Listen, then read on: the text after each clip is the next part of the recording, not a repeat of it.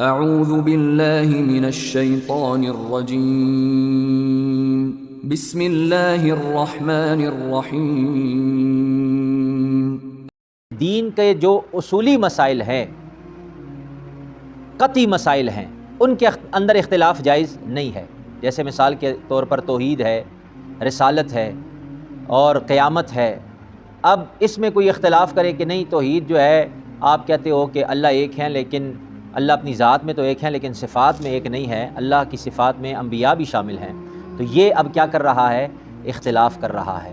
کس چیز میں اختلاف کر رہا ہے؟ دین کے جو قطعی اصول ہیں اس میں اختلاف کر رہا ہے۔ یہ اختلاف قطعاً جائز نہیں ہے۔ یا رسالت کے معاملے میں کوئی کہے کہ نہیں حضور آخری نبی نہیں ہے، حضور کے بعد مرزا غلام احمد قادیانی بھی کیا ہے، نعوذ باللہ نبی ہے، تو اس نے دین کے قطعی اور اصولی جو مسائل ہیں ان میں اختلاف کر دیا۔ یہ قطعاً ناجائز ہے، حرام ہے، ایسا اختلاف جائز نہیں ہے۔ اور دیگر چیزیں جو ہیں، نماز ہے یا فرائض کے اندر وہ مسائل جن پر امت کا اتفاق ہے، جیسے مثال کے طور پر موزے پر کسی نہ کسی درجے میں مسح یہ جائز ہے، لیکن ننگے پاؤں پر مسح کرنا سب کے نزدیک ناجائز ہے۔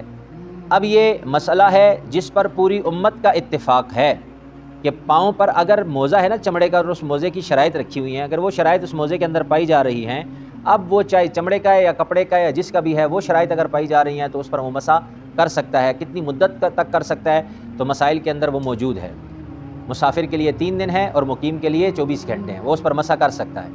لیکن اگر وہ موزہ چاہے چمڑے کا ہو یا کپڑے کا ہو، وہ شرائط اگر اس کے اندر پائی جائیں، اور شرائط بھی سن لیجئے کہ شرائط یہ ہے کہ وہ ایسا موٹا کپڑا ہو یا چمڑا ہو جس کے اوپر سے اگر پانی ٹپکایا جائے تو دوسری سائڈ سے وہ پانی باہر نہ آئے، اور اسے پہن کر 3 میل اگر پیدل چلا جائے تو وہ پھٹن نہ ہو، وہ اتنا مضبوط ہو، اور بغیر کسی ربڑ کے وہ پاؤں کے ساتھ جو ہے چمٹا رہے، یعنی کوئی ایسی چیز نہ ہو جو اس کو پاؤں کے ساتھ چمیڑ کر رکھے، اگر وہ اوپر کی طرف چھوڑ دیا جائے تو وہ خود بخود نیچے نہ آئے۔ اگر یہ شرائط میں نے عرض کیا موزے میں پائی جا رہی ہیں تو اس پر مسح جائز ہے، لیکن اس پر سب کا اتفاق ہے کہ پاؤں کے اوپر سے اگر یہ موزہ اتر گیا تو پھر اس پاؤں کا مسح نہیں کریں گے، اس کو دھوئیں گے۔ اس پر پوری امت کا اتفاق ہے۔ اب اس طرح کے اتفاقی مسائل کے اندر اختلاف کرنا یہ ناجائز ہے۔ اب کون اختلاف کرتے ہیں؟ روافض۔ شیعہ حضرات کہتے ہیں کہ نہیں، پاؤں پر بھی مسح ایسے ہی کریں گے جیسے سر پر مسح کرتے ہیں، اور وہ اسی لیے وہ پاؤں پر مسح کرتے ہیں، وہ پاؤں کو دھوتے نہیں ہیں۔ ہم کہتے ہیں کہ پاؤں کو دھونا یہ فرض ہے، اور یہ قرآن مجید کی آیت سے ثابت ہے، اور مسح کرنا یہ وَامْسَحُوا بِرُؤُوسِكُمْ، یہ قرآن کہتا ہے کہ سر کا مسح کرو اور باقی اعضاء کو کیا کرو؟ اِذَا قُمْتُمْ إِلَى الصَّلَاةِ فَاغْسِلُوا وُجُوهَكُمْ وَأَيْدِيَكُمْ إِلَى الْمَرَافِقِ وَامْسَحُوا بِرُؤُوسِكُمْ وَأَرْجُلَكُمْ إِلَى الْكَعْبَيْنِ، کہ پاؤں کو ٹخنوں سمیت دھو، چہرے کو دھو، کوہنیوں سمیت بازوؤں کو دھو، اور سر کا کیا کرو؟ مسح کرو۔ وہ کہتے ہیں نہیں، پاؤں پر بھی مسح کریں گے۔ اب یہ وہ مسئلہ ہے جس پر پوری امت کا اتفاق ہے، اور اہل تشیع کیا کرتے ہیں؟ اس سے اختلاف کرتے ہیں۔ اب ایسا اتفاقی مسئلہ اگر ہو تو اس میں بھی اختلاف یہ جائز نہیں ہے۔